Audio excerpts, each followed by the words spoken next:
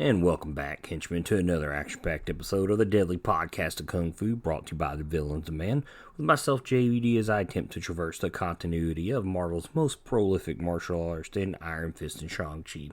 If you want to catch up with the podcast, you can do so over on Twitter at Deadly Kung Fu Pod, or by following the Villains of Man wherever you follow them on social media. So today we're getting back into Deadly Podcast, Ooh, that was a mouthful. You can catch some breath here. It's kind of hard to really do a podcast by yourself and allow yourself to breathe with no one else around. But we're getting back into the Deadly Hands of Kung Fu series, and we're going to go here on number 29, titled To Slay the Savior. It's the second team-up with Shang-Chi and Iron Fist. And it's been a while since I've really covered anything from Deadly Hands of Kung Fu, but if you're not familiar and you're new to this series and this podcast, Deadly Hands of Kung Fu was a black and white magazine that, usually had a Shang-Chi story and a Sons of the Tiger story for the majority of its running towards the end when they started introducing Iron Fist and White Tiger. Had a lot of movie reviews, some Kung Fu tips and of the sort for, martial arts fans of the 70s when it was at its boom to enjoy. So if you really like that type of stuff, I recommend picking all these up. Most of these you can find pretty cheap, except for the first appearance of White Tiger and Jack of Hearts were around $19 and $20, and those books get pretty pricey in this day and age. But we're not here to talk about the value of books. We're here to review comic books. And let's go ahead and jump into Deadly Hands of Kung Fu number 29, titled To Slay a Savior. So the creative team for this story is Doug. Doug's always doing the Shang-Chi stuff. Here recently, the guy who's been covering most of the Shang-Chi stuff, penciler and inker Rudin Brez. The letterer is Jim Novak, and the editor is John Warren. Sir Dennis Nayland Smith asked Shang-Chi to help him find his friend after recovering a message wrapped around a dagger from Fu Manchu. It reads that if Shang-Chi doesn't come to him at the given location, Winston Neville, a former MI6 agent now working for Scotland Yard, will die.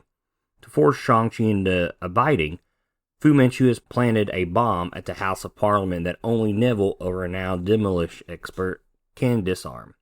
Heading into the sewers, Shang-Chi finds himself lost in a well-designed maze as he battles several Sea-Fan assassins before discovering one who is willing to take him to meet his father.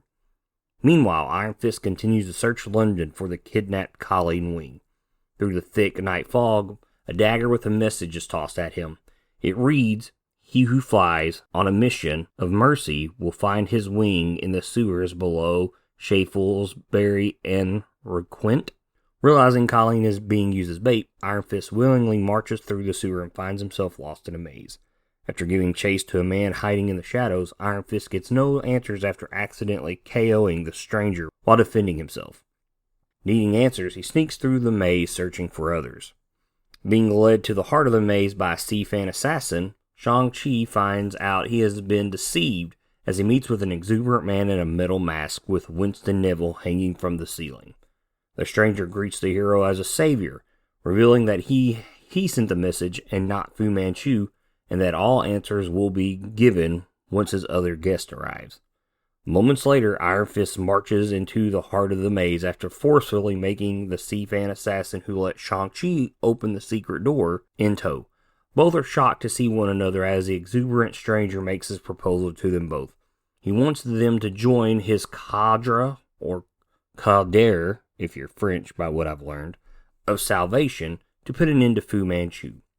When they question his motives, the masked man informs them both he suspected they might refuse them, so he demands they fight to the death, or he kills Neville and Parliament explodes. The two begin the stage fight, telegraphing their strikes so the other can roll with the attack, but the masked man sees through their games. He nicks Neville's throat with a dagger and demands they actually fight to the death, and if someone is faking their demise, a dagger will be plunged into their heart to be sure. As Shang-Chi and Iron Fist start fighting, the masked man demands Iron Fist use his power to kill Shang-Chi. Seeing no other choice, he does, and Shang-Chi dodges the attack as it destroys the brick wall behind them. Sensing each other's plans, Shang-Chi moves into motion below the balcony of the masked man and Neville. When Iron Fist lunges, he gives him an alley-oop at the masked man to save Neville. Together, they take out the masked man and his henchmen. Back at Parliament, Sir Dennis Nayland Smith, MI6, and the police wait for the bomb to go off because no one is capable of disarming it. As Shang-Chi and Iron Fist arrive, the bomb goes off, being nothing but smoke and noise. They deliver the man in the mask to Smith, who recognizes him as Bevins, a former acquaintance he had not seen in years.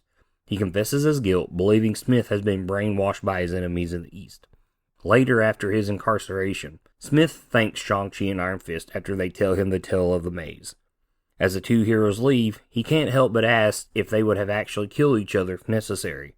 Shang-Chi answers it is best they both do not know, and it's best left that way. It's a pretty good story. It's far better than the Master of Kung Fu annual that I covered before this in the past episode. I really enjoy a lot of the story. The art, I will always rave about Rudy Nebrez's art. It's completely amazing. There is the opening page of the story where it has Iron Fist and Shang-Chi squaring off. I would really like to own that page and have it framed, hang it up in a room or whatnot. It's completely beautiful. But before I go any further and get to some notes and some thoughts on the book, I'm going to take a break. I'm going to play you a podcasting promo for some podcasting friends. And when I get back, I'm going to dive into Deadly Hands of Kung Fu number 29, To Slay the Savior. And welcome back to Deadly Podcast of Kung Fu, brought to you by the Villains Man with myself, JVD, as we're going to dive into Deadly Hands of Kung Fu number 29, titled To Slay a Savior. As I mentioned before, this is the second meetup with Shang-Chi and Iron Fist. Before this, they were all tied into the same story, though they never met. It was a 3-part story with Iron Fist, Sons of the Dragon, and Shang-Chi that ended them all on a chase by Fu Manchu. As always, Doug usually does a great job with this story. He did a really good job with the Masters of Kung Fu annual, even though it was more an Iron Fist story. Go back and check that episode out from last week. But this story really feels like it fits both of them. Danny's story here is pretty simple. He's still looking for Colin Wing, and there might be some continuity issues depending on who you talk to. At the end of issue 5 of the Iron Fist series, volume 1, that's currently taking place with this, at the end of it, he leaves London.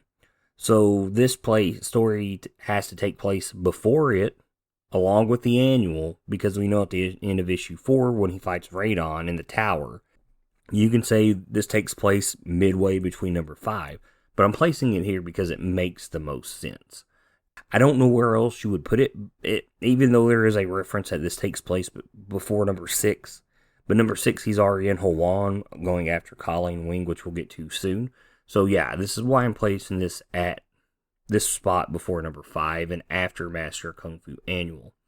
Now, Shang-Chi's story fits what's going on in Master of Kung Fu. And though he's accepting Smith's request, it seems like Shang-Chi is more about stopping the bomb and saving people than it is actually helping Smith. And what brings Shang to question everything tied to MI6 in the spy game in the story is when Bevan mentions that Neville and himself and Smith could for Fu Manchu's, I quote, chicken scratch, as in his signatures and his writing.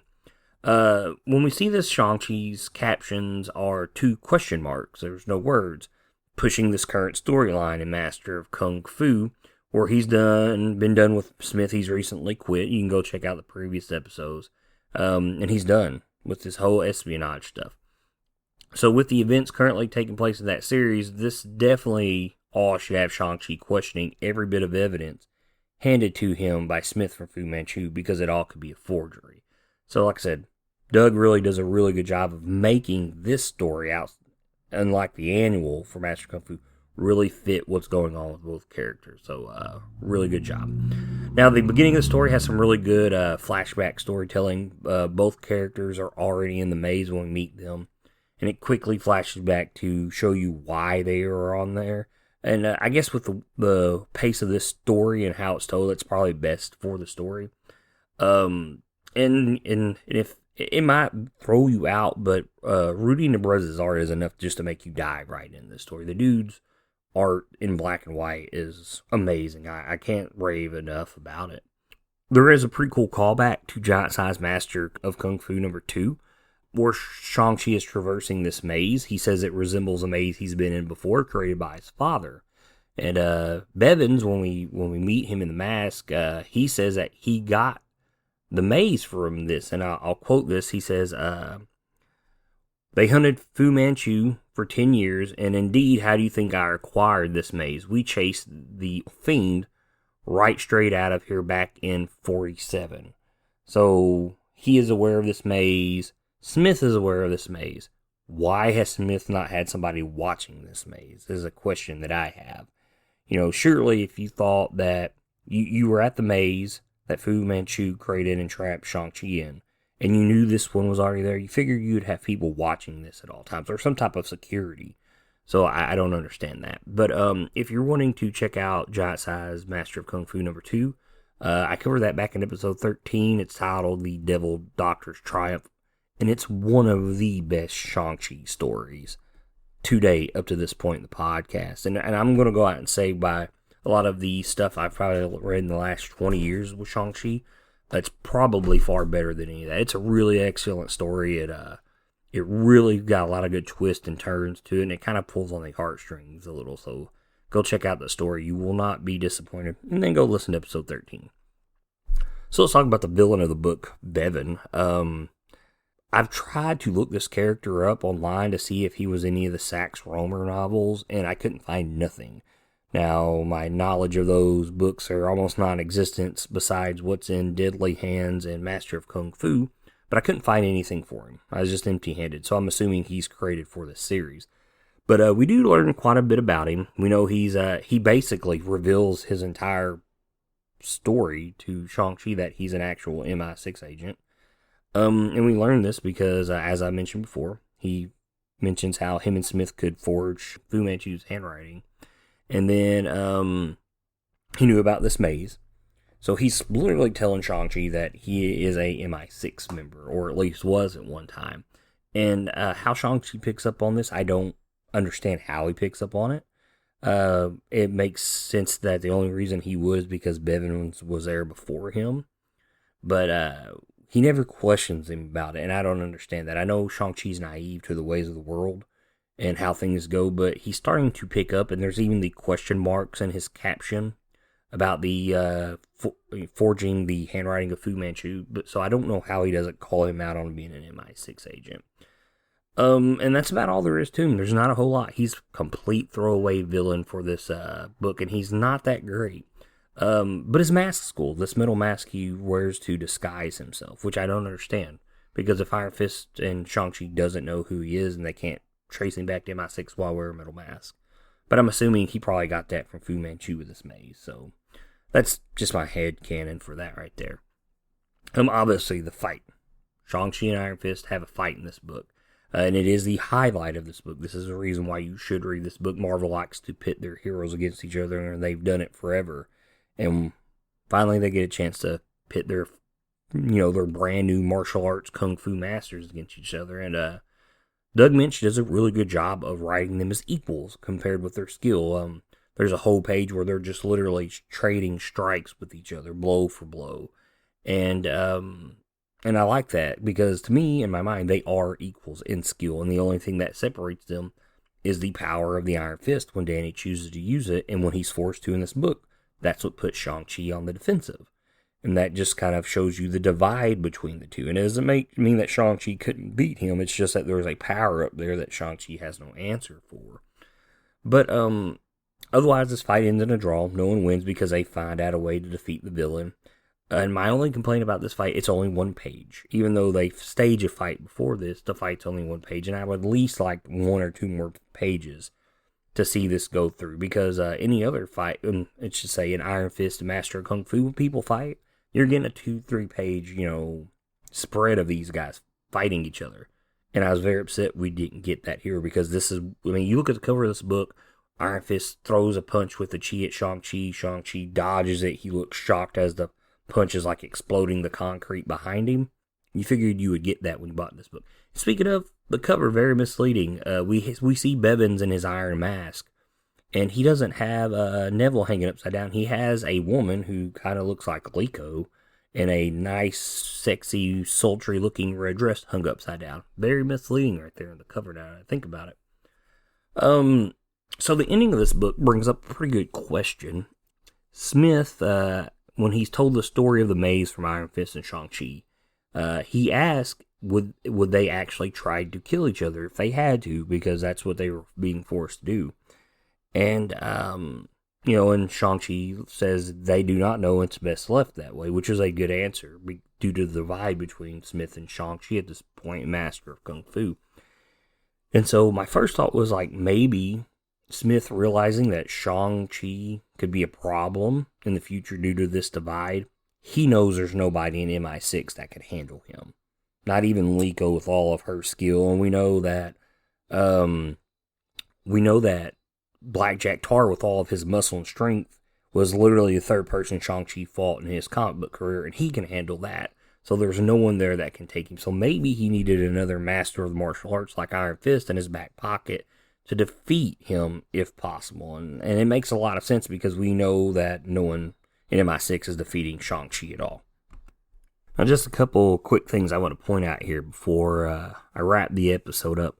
The IRA was blamed for the bomb at first that was at Parliament that Bevins had planted, and I did a little history research with the General Post Office Tower in Iron Fist 3 and 4 where there was an explosion actual in the early 70s that the IRA kind of took claim for. So that is neat that we're starting to bring this real world faction into these comic books, and I thought that was cool that they were brought up, especially with MI6 being, in London and being in Britain. So that was a cool thing. They kind of got a nod in this book for the bomb because that's what they were known for. Now, Blevins, he mentions that he's read the paper plenty of times and know about Iron Fist's power, and that's why he demands him that he uses it. But it was only one fight. So how many papers did it show up in? We actually know in the last book that Iron Fist went to Scotland Yard to look for help. So maybe he's been explaining himself this entire time to Scotland Yard about everything to clear his name, because he didn't want to be charged with the destruction of the plane and the destruction of the tower. So that's the only way I could probably make sense of that, because I don't know otherwise how else everybody would know who Iron Fist would be. Now, what would have been cool with all this to tie into this book, or even after this book, is at this time Captain Britain had made his debut with Marvel, and he was this brand new superhero that took place in Great Britain.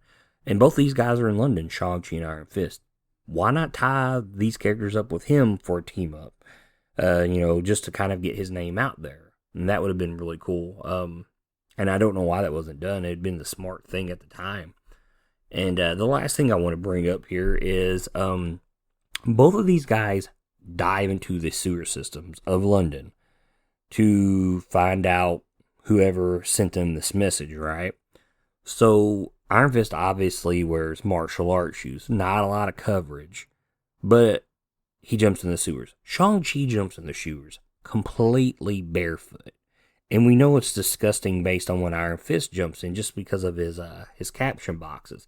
He says, but the answers still lie ahead of you, and so you slosh through the greasy slime of London's unwanted filth. It's a walk which violates your senses, which fills you with revulsion. Now, he's got some martial arts slippers on. Shang-Chi jumps in completely barefoot. Do you think he would put something on his feet? Especially with Blackjack Tar standing right there with him, because he drove him to the location that he needed to enter on. And Blackjack Tar should have been like, hey, put some boots on or something. It's full of piss and shit. Don't just walk down there barefooted and catch, dysentery or some other disease you don't need.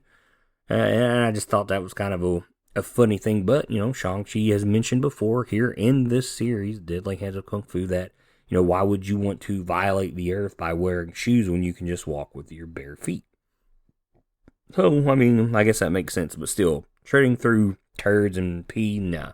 I don't know why he would willingly do that, either one of them, for that matter.